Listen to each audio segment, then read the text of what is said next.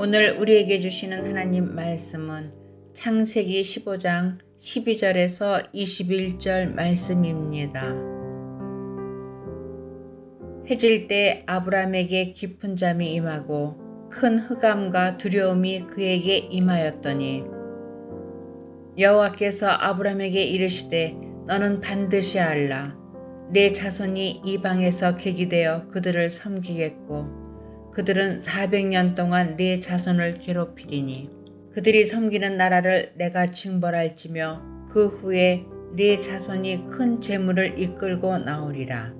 너는 장수하다가 평안히 조상에게로 돌아가 장사될 것이요 네 자손은 4대 만에 이 땅으로 돌아오리니 이는 아모리 족속의 죄악이 아직 가득 차지 아니함이니라 하시더니 해가 져서 어두울 때에 연기 나는 화로가 보이며 타는 횃불이 쪼갠 고기 사이로 지나더라.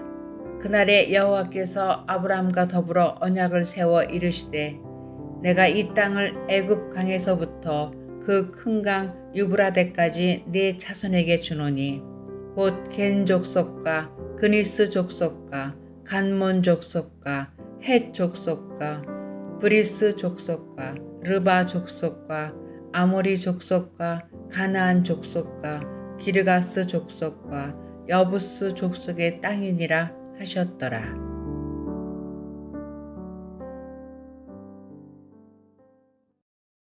거룩한 주일입니다. 오늘도 주 앞에 나오신 여러분 모두에게 하나님의 은혜와 사랑이 함께 하시기를 예수님의 이름으로 축원합니다. 오늘 본문은 오늘의 제목과 같이 하나님은 약속을 반드시 지키신다는 내용입니다. 그러나 인간은 연약합니다. 미래에 대해 걱정하고 잘 되지 않을 것이라는 불안한 마음을 갖습니다. 하나님은 아브라함을 고향 땅에서 부르셨습니다. 너에게 아들을 주고 너와 내 자손들이 땅을 얻을 것이라고 약속하셨습니다. 하나님께서 아브라함에게 하신 약속은 아들을 준다, 그리고 땅을 준다는 것이었습니다. 하나님의 약속을 받기는 했지만 아브라함은 연약한 인간입니다. 그는 어려운 환경에 부딪혔을 때 하나님의 약속대로 정말 자신에게 자식이 생길 수 있을지, 정말 땅을 얻어 안전하게 생활할 수 있을지, 다시 미래에 대한 걱정과 잘 되지 않을 것이라는 불안한 마음으로 안절부절 못하고 있었습니다. 이처럼 불안하고 미래에 대한 걱정과 근심으로 긴 한숨을 쉬고 있는 아브라함에게 하나님께서는 오늘 본문에 들어있는 15장 1절에서 다음과 같이 말씀하셨습니다. 아브라함아 두려워 말라. 나는 너의 방패요 너의 지극히 큰 상급이니라. 너의 방패다는 것은 내가 너를 지켜준다는 뜻입니다. 나는 너의 지극히 큰 상급이라는 말씀은 내가 내게 약속했고 내가 그토록 소원하는 아들과 땅을 줄 자가 바로 나다라고 상기시켜 주신 것입니다. 저는 자식이 없으니 제 상속자는 제 수하 중에 제일 똑똑한 다메섹 사람 엘리에셀이 되어야 맞습니다. 15장 2절에서 했던 말입니다. 그때 하나님은 아브라함의 손을 이끄셨습니다. 그리고 밖으로 데리고 나가셔서 하늘의 수많은 별들을 보여주셨습니다. 저 별들을 세어보아라. 별들을 셀 수 없듯이 내가 낳을 아들 그리고 그 후손들을 저 별들만큼 셀 수 없게 얻게 될 것이다 라고 하셨습니다. 이것은 5절에 나와 있던 말씀입니다. 그리고 7절에서 이번에는 하나님께서 땅에 대해서 말씀하시기를 나는 이 땅을 너에게 주어 업을 삼게 하려고 너를 갈대아 우르에서 이끌어낸 여호와다. 이 땅은 너의 것이다 라고 말씀하셨습니다. 아브라함은 이때 또 묻기를 주 여호와여 내가 이 땅을 나의 것으로 삼을 것을 무엇으로 알 수 있습니까? 라고 물었습니다. 이것이 8절이었습니다. 늘 주님은 주시겠다라고 약속하셨지만 아브라함은 환경이 어두워졌을 때 다시 걱정하고 미래에 대해서 두려워하고 외로운 밤을 보내야 했던 것입니다. 우리도 늘상 주님께서 소망을 주시고 은혜를 주시며 기뻐하지만 또 뒤돌아서면 걱정하고 두려워하고 외로운 밤을 보내는 것과 마찬가지입니다. 우리가 땅이 있으면 있는 곳으로 안심하지는 못합니다. 우리는 내가 가지고 있는 집이나 자동차나 자산에 대해서 그저 내 앞에 있다고 해서 안심하지는 못합니다. 반드시 그것이 법적 효력이 있는 서류와 함께 있을 때에만 안심을 합니다. 땅 문서라든지 집 문서라든지 보증서가 있어야 안심을 하는 것입니다. 아브라함은 하나님께서 아들과 땅을 주시겠다라고 다시 안심시키실 때 내가 무엇으로 알릴까라고 물으면서 확실한 보증을 해달라고 요구했습니다. 그래서 하나님은 아브라함에게 15장 9절 이하에서 3년 된 암소와 3년 된 암염소, 3년 된 수양과 산비둘기와 집비둘기 새끼를 가져오라고 하셨습니다. 이것은 짐승을 태워서 드리는 예배를 준비하라고 하신 것이 아니라 그 당시 근동 지역에서 갑과 을이 양쪽에 중요한 것을 놓고 계약할 때 짐승을 잡아 쪼개놓고 그 사이를 지나가면서 계약을 치르는 예식을 하기 위함이었습니다. 하나님은 확실한 것으로 보증해달라는 아브라함에게 계약 체결식을 준비하라고 하신 것입니다. 근동 지방의 언약식은 짐승을 잡아 반으로 둘로 쪼개고 나서 그 사이를 함께 지나감으로 계약 예식을 마치는 것이었습니다. 이것은 양쪽이 서로 약속을 했기 때문에 이루어질 평화적 식사를 제안하는 것이기도 했지만 또한 그 약속을 어느 한쪽이든 어길 시에는 동물이 두 동안 난 것처럼 약속을 어긴 쪽은 반드시 죽음을 면치 못한다는 준엄한 예식이었습니다. 계약 방식은 오늘이나 과거나 똑같습니다. 먼저 중요한 내용을 계약서에 넣는 것입니다. 땅이면 땅, 집이면 집, 분명한 위치와 이름이 들어갈 것입니다. 하나님은 가나안 땅을 주시겠다라고 약속하셨습니다. 그리고 세부적으로 파는 사람의 이름과 땅을 사는 사람의 이름, 그 크기가 얼마고 선수금을 언제 주고 잔금을 언제 치루어서 언제 완납을 하고 땅의 소유가 이전될 거라는 자세한 내용이 들어가는 것처럼 하나님께서 아브라함에게 그 과정을 자세하게 말씀해 주셨습니다. 아브라함은 3년 된 암소, 암염소, 3년 된 수양과 산비둘기와 집비둘기 새끼를 하나님 말씀대로 준비했습니다.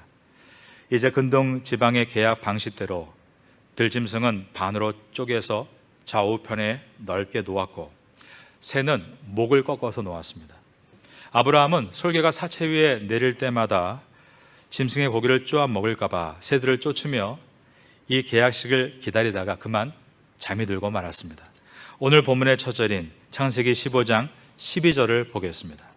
해질 때에 아브라함에게 깊은 잠이 임하고 큰 흑암과 두려움이 그에게 임하였더니 하나님은 아브라함에게 말씀하셨습니다. 13절입니다. 여호와께서 아브라함에게 이르시되 너는 그 다음 절을 따라 하시겠습니다. 반드시 알라. 하나님은 아브라함에게 너는 반드시 알라라고 하시면서 아브라함의 자손들이 이 가나안 땅을 얻기까지 앞으로 있을 일들을 하나하나 열거해 주셨습니다. 첫째로 13절 중반에 보시면 내 자손이 이방에서 객이 되어 그들을 섬기게 될 것이다 라고 하셨습니다. 이 첫 번째 내용은 아브라함이 반드시 자녀를 낳고 그 자녀들이 훗날 큰 자손이 되는데 이들이 이방 땅인 애굽에 내려가서 종살이를 하게 될 것을 말씀하는 것이었습니다. 그리고 두 번째는 13절 마지막에 보면 그들은 400년 동안 내 자손을 괴롭게 할 것이다 라고 하셨는데 이 두 번째 내용은 실제로 훗날에 아브라함의 후손 가운데 모세가 애굽에 돌아가서 괴로움 가운데 있는 이스라엘 백성을 구출해낼 때가 430년 만이므로 이 말씀대로 그대로 이루어지게 됩니다. 14절에는 그 섬기는 나라를 내가 징치할지며 라고 하셨는데 이 세 번째 내용도 이스라엘 백성을 종으로 붙들고 놓아주지 않는 악한 바로와 애굽 백성들에게 하나님께서 10가지의 재앙으로 심판하심으로 그대로 이루어졌습니다. 그 다음 네 번째로 14절 중반에 그 후에 내 자손이 큰 재물을 이끌고 나오리라. 하나님의 재앙 가운데 10번째 재앙인 장자의 죽음이 일어난 재앙 후에 애굽왕 바로는 분노에 가득해서 당장 나가라고 했습니다. 나의 분노가 너의 뒤를 치려고 하고 있으니 너희는 당장 나가라고 한 것입니다. 그때 모세는 하나님께서 명령하신 대로 이스라엘 백성들에게 가서 여러분들이 섬기던 애굽의 주인들에게 금과 은과 폐물과 의복을 구하라고 했습니다. 그런데 정말 그들이 구하는 대로 그 애굽의 주인들이 다 내주었다는 것입니다. 하나님의 약속이 그대로 성취가 되었습니다. 다섯 번째로 15절을 보시면 너는 장수하다가 평안히 조상에게로 돌아갈 것이요 라고 주님께서 말씀하셨습니다. 아브라함이 75세에 하란에서 떠나서 가나안 땅으로 왔을 때 사실 미제 세계를 맞이하기에는 늦은 감이 있었습니다. 자식이 없는 아브라함에게 자식을 주신다는 하나님의 약속 또한 그가 살면 얼마나 더 산다고 그에게 그런 어려운 약속이 임할 수 있을까라고 생각했지만 아브라함은 하나님께 75세에 부름받아 자손들을 낳다가 무려 100년을 더 살고 175세에 평안히 조상에게로 돌아갑니다. 너는 장수하다가 평안히 조상에게로 돌아갈 것이요. 그 약속을 하나님께서 다 지키신 것입니다.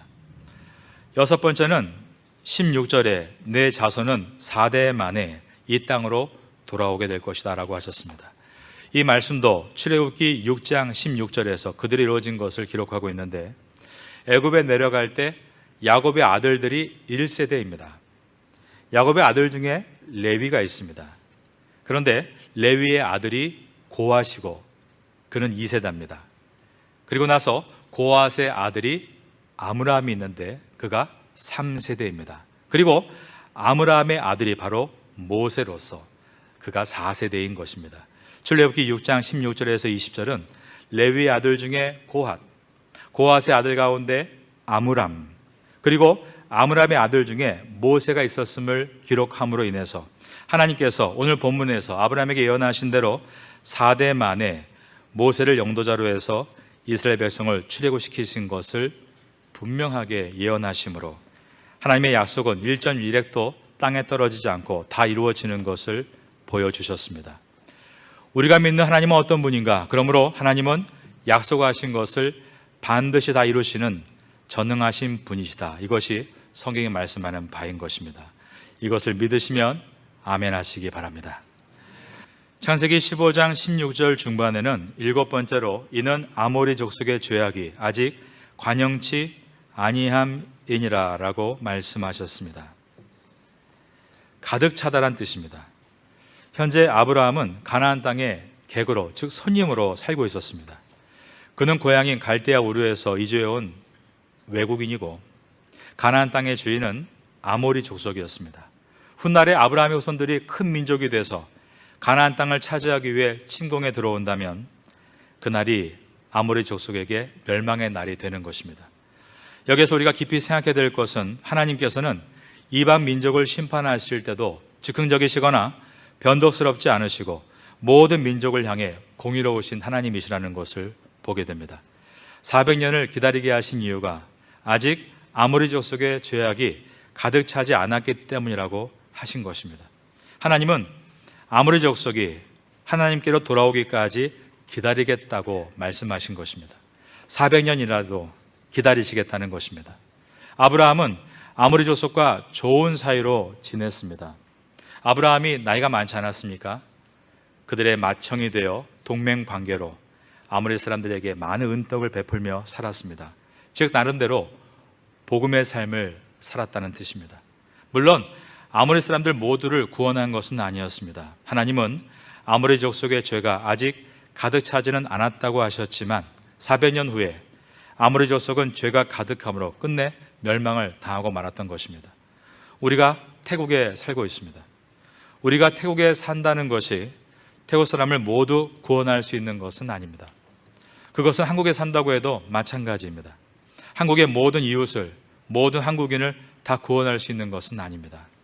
그러나 우리가 있는 그 자리에서 촌부리와 시라차와 라용과 파타야에서 주의를 거룩하게 지키면서 신령과 진정으로 예배를 드리고 평일에 할 수만 있으면 전도하고 한 사람이라도 교회에 출석해서 하나님 말씀을 들을 수 있게 도와주며 그들이 하나님의 자녀로 잘 양육될 수 있도록 섬겨주면 그것이 복음을 위해서 사는 일이 되는 것입니다. 하나님은 그런 복음의 일꾼들을 통해 태국의 구원의 문을 지금도 열어가고 계십니다.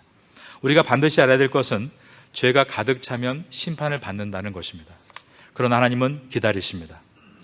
우리는 이 아모리 족속의 죄악이 아직 가득하지 않아서 아브라함의 후손들이 가나안 땅에 들어갈 때가 아직 안 됐다라는 하나님의 이 말씀을 깊이 되새겨야 합니다. 아브라함을 가나안 땅에 보내신 하나님, 그러면 왜 나를 이 태고 땅에 보내셨는가? 내가 이 태고 사회에서 하나님께 예배드리고 복음을 받은 자로 그들과 더불어 살고 그들에게 전도하고 그들을 위해 기도해 주는 일이 얼마나 중요한가를 다시금 돌아보게 되는 것입니다. 하나님은 쪼갠 고기 사이를 놓고 내 후손이 가나안 땅을 유업으로 얻게 하겠다는 언약 체계식을 하시기에 앞서 그 전에 반드시 지나가야 될 사건들을 7가지로 말씀하셨습니다. 첫째, 내 자손이 이방에서 객이 되어 그들을 섬길 것이다. 둘째, 그들은 400년 동안 내 자손을 괴롭게 할 것이다. 셋째, 그 섬기는 나라를 내가 징치할 것이다. 넷째, 내 자손이 큰 재물을 이끌고 나오게 될 것이다. 다섯째, 너는 장수하다가 평안히 조상에게 돌아갈 것이다. 여섯째, 내 자손은 4대 만에 이 땅으로 돌아오게 될 것이다. 일곱째, 이는 아모리 족속의 죄악이 아직 가득 차지 아니했기 때문이다. 앞으로 있을 사건들을 하나하나 말씀하셨습니다.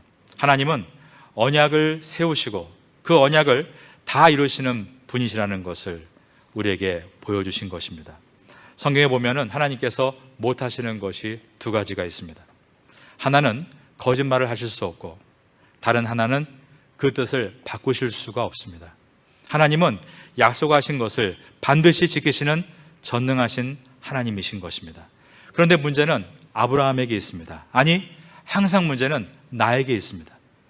연약한 우리는 미래에 대한 걱정, 조바심, 잘 되지 않을 것 같은 불안감 때문에 하나님의 약속을 믿지 못하고 내 마음대로 이렇게 바꾸고 저렇게 바꾸는 것입니다.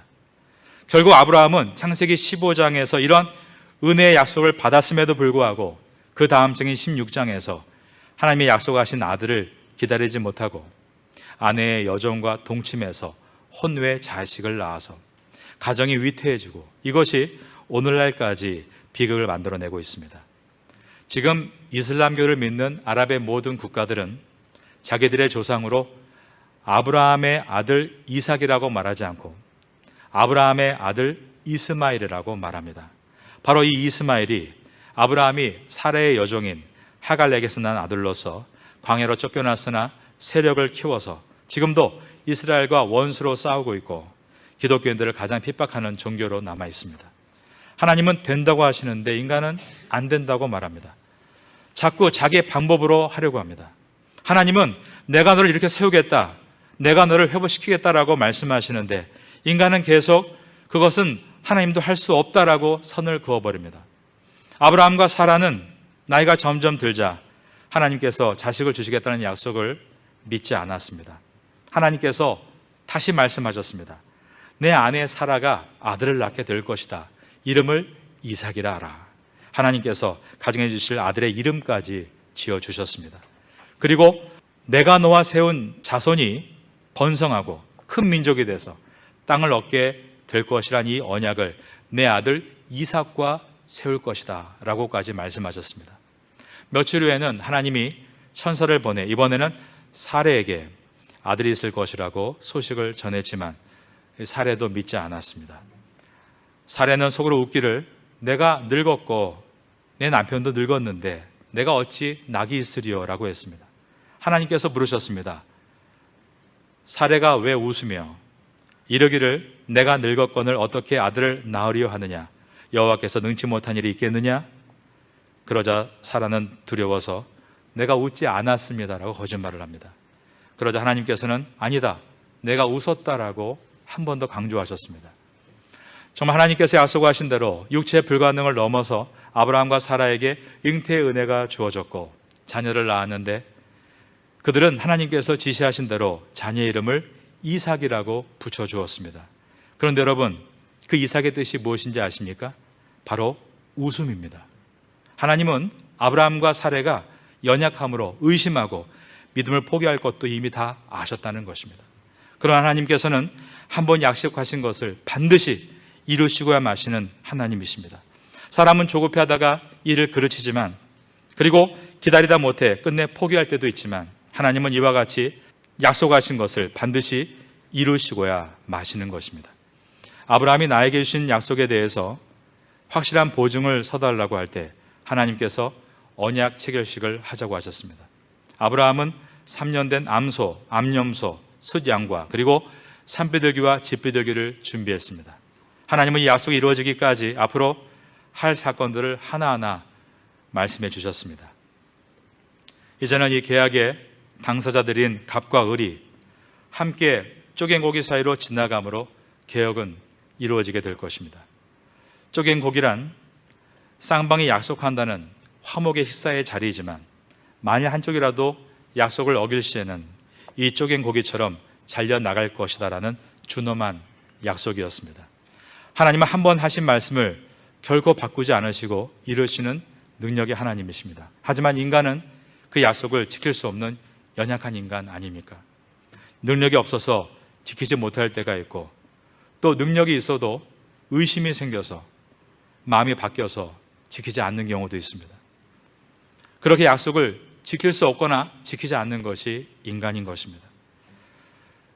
그것을 아신 하나님께서는 쪼갠 고기 사이를 지나실 때 아브라함과 함께 지나가지 않으시고 하나님은 홀로 불이 되셔서 쪼갠 고기 사이를 지나가셨습니다. 창세기 15장 17절입니다. 해가 져서 어두울 때에 연기 나는 화로가 보이며 타는 횃불이 쪼갠 고기 사이로 지나더라. 이 말은 아브라함은 지나가지 않았고 하나님께서 불이 되셔서 쪼갠 고기 사이를 지나갔다는 뜻입니다. 아브라함이 앞으로도 약속을 지켜내지 못할 것을 아시고 하나님이 홀로 쪼갠 고기 사이를 지나가셨습니다. 이 약속을 어기면 몸이 쪼개지는 벌을 혼자 대신 받으시겠다며 홀로 지나가셨습니다. 이 언약은 무엇을 보여줍니까? 바로 예수님의 십자가의 사건을 보여주고 있습니다. 제자들은 약속을 어기고 모두 예수님을 떠났지만 예수님은 마지막까지 언약을 지키시기 위해 세상지를 지고 가는 하나님의 어린 양으로 십자가에 오르셔서 자기의 몸을 쪼개신 것입니다. 오늘 본문에 나타나는 타는 횃불이 쪼갠 고기 사이를 지나간 사건은 역사 속에서 실현되는데 바로 예수님의 십자가의 사건이었습니다. 아브라함은 이날의 은혜를 잃어버리고 또 믿음의 바닥을 치며 살기도 했습니다. 하지만 주님은 그를 끝까지 주님에게서 끊쳐내지 않으시고 결국 아브라함 약속의 주인공으로 붙드셨습니다. 그 이유는 하나님은 우리의 약함을 아시고 홀로 쪼갠 고기 사이를 지나가심으로 우리는 비록 실패하고 어기고 넘어지고 좌절한다 할지라도 내가 너를 끝까지 붙들어 내가 너에게 약속하신 그 복을 받는 사람이 될 수 있도록 내가 너를 만들어 가겠다라고 주님이 약속하시고 그것을 이루셨기 때문이었습니다. 작자 미상의 글 중에 발자국이란 글이 있습니다. 여러분께 읽어드리겠습니다. 어느 날 밤 한 사람이 꿈을 꾸었다. 그 꿈속에서 그는 하나님과 함께 해변가를 산책하고 있었다. 그리고 하늘 저편에서는 그가 지금까지 살아온 삶의 모든 장면들이 영화처럼 상영되고 있었다. 각각의 장면마다 그는 모래 위에 새겨진 두 줄의 발자국을 발견할 수 있었다. 하나는 그의 것이었고 다른 하나는 하나님의 발자국이었다. 그가 살아오는 동안 하나님이 언제나 그와 함께 걸었던 것이다. 마지막 장면이 펼쳐지고 있을 때쯤 그는 문득 길 위에 있는 발자국들이 어떤 때는 단지 한 줄밖에 나 있지 않다는 것을 알아차렸다. 또 그것이 그의 생애에서 가장 절망적이고 슬픈 시기마다 그러했다는 사실을 알았다. 이것이 마음에 걸려 그는 하나님께 물었다.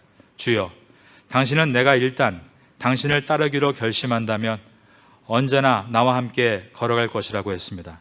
하지만 제 인생에서 가장 힘든 시기들을 뒤돌아보니 거기에는 발자국이 한 줄밖에 없었습니다. 난 이유를 모르겠습니다. 왜 당신은 정작 필요할 때면 나를 버렸습니까? 하나님이 말했다. 내 소중한 사람아, 난 그대를 사랑하며 결코 그대를 떠나지 않았었다. 그대가 힘들고 고통스러웠을 때마다 그대는 발자국이 한 줄밖에 없음을 알았을 것이다. 그것은 그럴 때마다 내가 그대를 두 발로 안고 걸어갔기 때문이다. 이것이 발자국이 한 줄밖에 없는 이유였던 것입니다. 여러분 가운데는 힘들어 지친 분도 이 자리에 계실 거라 생각합니다. 해보려고 노력했지만 실패하고 앉아있는 분도 있으실 것입니다. 그러나 괜찮습니다. 하나님께서 여러분의 하나님이 되어주신다라고 약속하셨기 때문입니다. 내가 지쳐 쓰러지더라도, 내가 너를 업어서라도 너에게 약속한 그 복을 받는 자리까지 너를 데려가겠다라고 약속하셨기 때문입니다. 우리는 실패했다 하더라도 우리를 붙드신 하나님은 실패가 없으시고 한번 약속하신 그 약속을 반드시 이루시는 분임을 기억해야 합니다. 그 하나님과의 관계를 회복하시고 하나님을 의지하심으로 한 주간도 승리하시는 성도가 되기를 마지막으로 예수님의 이름으로 축원합니다.